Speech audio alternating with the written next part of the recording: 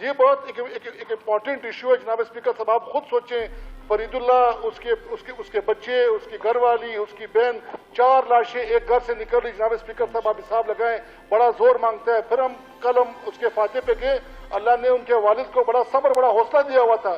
لیکن جناب اسپیکر صاحب ایسے ممبر ہم یہاں بیٹھے ہوئے, ہمارا یہ فرض بنتا ہے کہ اس جیسے واقعات کی نشاندہی کریں اور اس کے لیے آواز بلند کریں. جناب اسپیکر صاحب, جس میں چیئرمین سینٹ صاحب کا جو بھائی ہے وہ شہید ہوا ہے, چیئرمین سینٹ صاحب کو ہم یہ اس فلور کے توسط سے ہم ریکویسٹ کرتے ہیں کہ اگر یہ فیزیبلٹی بن گئی ہے, اس کو پروسیس میں ڈال دیا کہ اس پہ کام شروع کیا جائے. جناب اسپیکر صاحب, کوئی جب تک یہ کام شروع ہوتا ہے, حکومت کو چاہیے, NHA کو چاہیے, صوبائی حکومت کو چاہیے کوئی ایسے اقدامات اٹھائے جس سے کم از کم یہ واقعات تو نہ.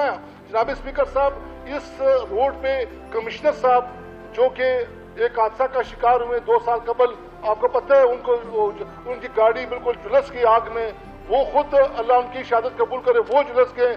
اس روڈ پہ بہت سارے واقعات ہوئے, خاندان اجڑ گئے. جناب اسپیکر صاحب, آپ کی اور ہماری یہ تمام ہاؤس کی یہ ذمہ داری بنتی ہے کہ اس پہ ہم بات کریں, تاکہ اس پہ کوئی ایشو کا اٹھائیں, اس پہ بات کریں تاکہ یہ روڈ بنے.